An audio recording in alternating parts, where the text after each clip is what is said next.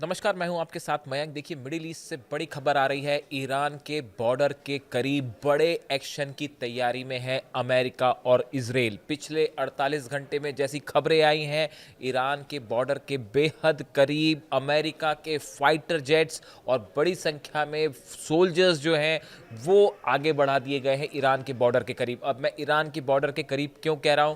देखिए, ये बड़े एक्शन की तैयारी हो रही है सीरिया में। सीरिया में, जो कि ईरान के बॉर्डर के बेहद करीब है, वहाँ पर एक बड़े एक्शन हो सकता है अमेरिका की तरफ से और इजराइल की तरफ से। इजराइल ने तो कुछ इलाकों में ऑलरेडी जो है वो बमबारी शुरू भी कर दी है।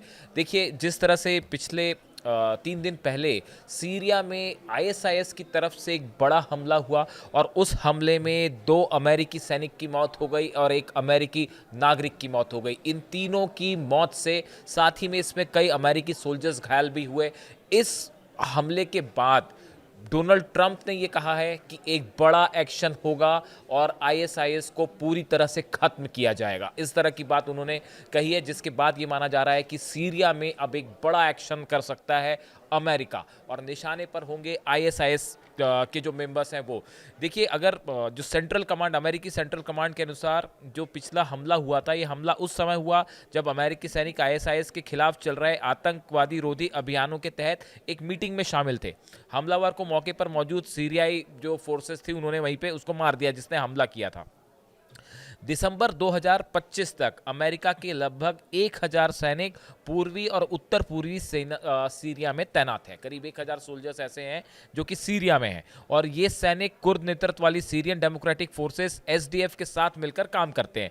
नवंबर 2025 में शरा ने व्हाइट हाउस का दौरा किया था। सीरिया के जो राष्ट्रपति हैं, जुलानी भी कहते हैं उन्हें, जो किसी सीरियाई नेता का पहला आधिकारिक व्हाइट हाउस का दौरा था। इस दौरान ट्रंप ने शरा को मजबूत नेता बताया था। अब देखिए, वहाँ की जो गवर्नमेंट है वो अमेरिका के साथ है और अल शरा जो है वो अमेरिका के साथ मिलकर काम कर रहे हैं। लेकिन इस दौरान अब ये जो हमला हुआ, और देखिए ऑस्ट्रेलिया में भी जो हमला हुआ उसमें भी आईएसआईएस का नाम निकल के सामने आ रहा है। तो इजराइल और अमेरिका अब ये दोनों मिलकर सीरिया पर एक बड़ा एक्शन कर सकते हैं। आईएसआईएस के जो आतंकी हैं उनको निशाना बना सकते हैं। अब देखिए, चूंकि सीरिया जो है ये ईरान के बेहद करीब है, लगा हुआ है लगभग, तो ऐसे सूरत हाल में ईरान में ज़बरदस्त अलर्ट है इस बात को लेकर।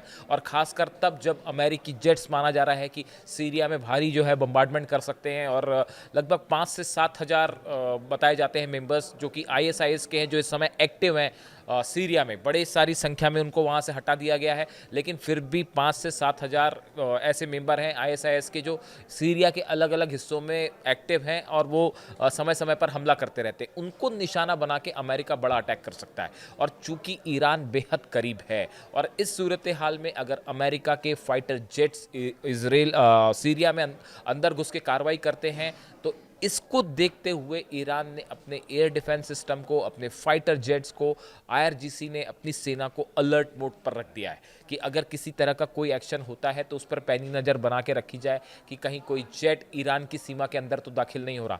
देखिए, कल रात की जो बात है, इजराइल की तरफ से एक बड़ा एक्शन हुआ है जिसमें जो इजराइल की तरफ से कहा गया कि उसकी फोर्सेस जो है कुछ आतंकियों को, जो इजराइल की तरफ से कहा गया कि आतंकियों को खोजने के लिए अंदर गई थी, लेकिन उस दौरान वहाँ पे जो गांव वाले हैं सीरिया के, जिस पर्टिकुलर इलाके में ये रेड हो रही थी, वहाँ पे उनसे झड़प होती है और इसमें जो है 5-6 इजरायली सोल्जर्स घायल भी हुए, जिसके बाद जो है इजराइल की तरफ से भारी जो है गोलीबारी की गई पूरे इलाके में।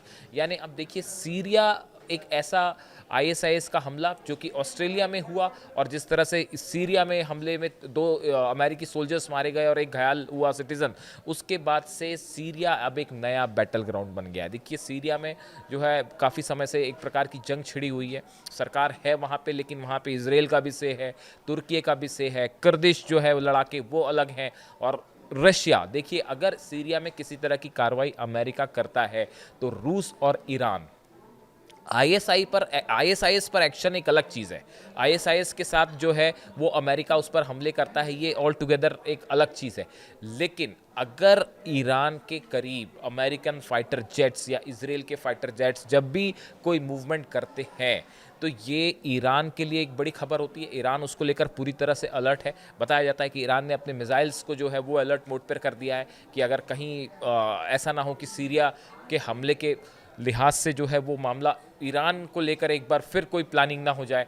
और रूस भी इस पूरे मामले पर पैनी नज़र बनाए हुए है कि क्या सीरिया में, देखिए सीरिया में बशर अल असद की सरकार हटने के बाद से रूस का प्रभाव सीरिया पर कम हुआ है, इसमें कोई शक नहीं है। अब इस सूरत हाल में सीरिया को लेकर रूस की तरफ से भी एक बड़ी प्लानिंग है कि कैसे वहाँ पे एक स्टेबल गवर्नमेंट बनाई जाए जो कि रूस के फ़ायदे के लिए भी हो। इस लिहाज से पुतिन भी नज़रें बनाए हुए हैं सीरिया के हालात पर, और ईरान भी नज़रें बनाया हुआ है। और इन हालात में अमेरिका की तरफ से बड़ा एक्शन ईरान के बॉर्डर में अगले 48 घंटे में आप देखिए एक बड़ा एक्शन होता है, हो सकता है सीरिया पर। और पूरे मिडिल ईस्ट में इस एक्शन को लेकर कई देशों में रडार्स जो है वो हाई अलर्ट पे हैं।